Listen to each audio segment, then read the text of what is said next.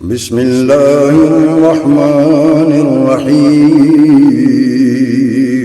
شروع اللہ کے نام سے جو بڑا مہربان نہایت رحم والا ہے۔ لوگ اگر ایمان لانا چاہتے ہو تو ایسے ایمان لے کر کے آؤ جیسے نبی علیہ السلام کے صحابہ کا ایمان تھا۔ اللہ نے صحابہ کو ایک معیار، کسوٹی اور پیمانہ مقرر کیا ہے۔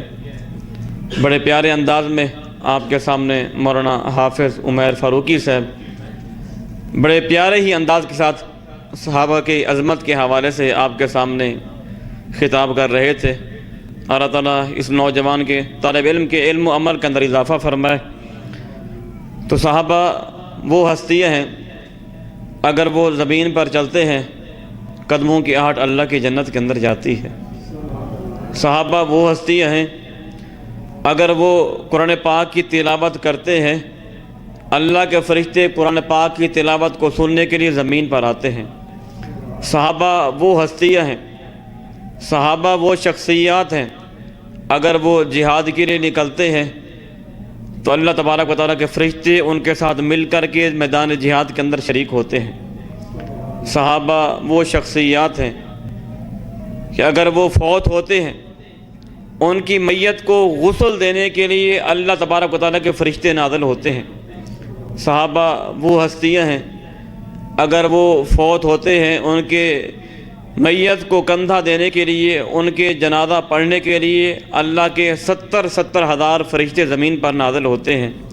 صحابہ وہ ہستیاں ہیں، اگر وہ اپنی زبان سے کوئی جملہ، کوئی کلمات نکالتے ہیں اللہ تبارک و تعالیٰ کے 40 فرشتے ان کلمات کے اجر و ثواب کو لکھنے کے لیے اور ان کو اٹھانے کے لیے زمین پر تشریف لاتے ہیں۔ اور صحابہ وہ ہستیاں ہیں، اگر وہ گھوڑوں پر سوار ہوتے ہیں اور ان گھوڑوں کے ٹاپ اور سمب جب پتھروں سے ٹکراتے ہیں اور ان سے چنگاریاں پھوٹتی ہیں تو اللہ تبارک و تعالیٰ ان چنگاریوں کو بھی اپنے قرآن کے ورقوں کی زینت بنا کے والعادیات ضبحا فالموریات قدحا کے الفاظ اللہ قرآن کے ورقوں کی زینت بناتے ہیں۔ ایک چھوٹی سی حدیث آپ کے سامنے رکھنا چاہتا ہوں، صحیح البخاری جلد اول باب الصلاۃ، حوالے کو نوٹ کر لیں، اور جس کو آج تک پتہ نہیں تھا اگر آج آپ یہ حدیث اپنے دل و دماغ کو حاضر رکھ کر یاد کریں گے، سنیں گے، انشاءاللہ آپ کے سینوں کے اندر ٹھنڈ اترے گی۔ نبی علیہ السلام کے صحابہ اس روایت پاک کے راوی ہیں، نبی علیہ السلام کی موجودگی کے اندر یہ کام ہوا۔ وہ حدیث میں آپ کو سنانا چاہتا ہوں، صحیح البخاری جلد اول باب الصلاۃ، نبی علیہ السلام خود نماز پڑھا رہے ہیں، نبی علیہ السلام رکوع میں گئے اور رکوع سے نبی علیہ السلام اٹھے اور آپ نے کہا سمع اللہ لمن حمدہ، میری طرف دیکھیں۔ تو نبی علیہ السلام کے پیچھے صحابہ موجود تھے، ایک صحابی کی آواز اونچی ہو گئی، کہا ربنا ولک الحمد حمدا کثیرا طیبا مبارکا فی، یہ الفاظ اپنی زبان سے نکالے۔ حضور علیہ السلام نے نماز مکمل کی، آپ نے نماز مکمل کرنے کے بعد سوال کیا ماذا تتکلم ماذا آنفا، کون ہے یہ جملے ادا کرنے والا؟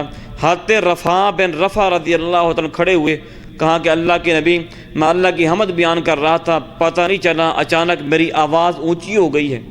تو نبی علیہ السلام نے کہا یار تو پریشان کیوں ہوتا ہے؟ آپ نے فرمایا رأیت بضعۃ وثلاثین ملکا یعتذرونہا، آپ نے فرمایا کہ میں نے ایک کم 40 فرشتوں کو دیکھا، 39 فرشتوں کو دیکھا جو ان کلمات کے اجر و ثواب کو لکھنے کے اندر اور ان کے اجر و ثواب کو اٹھانے کے اندر لگے ہوئے تھے۔ یہ حدیث اس کا ذمہ دار ہوں، آج کے بعد اس حدیث پر عمل کرنا شروع کر دیں۔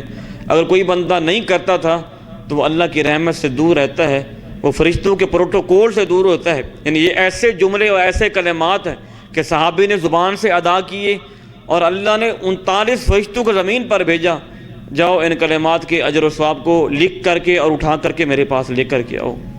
صحابہ اگر قرآن پاک کی تلاوت کرتے ہیں اللہ کے فرشتے سننے کے لیے آتے ہیں۔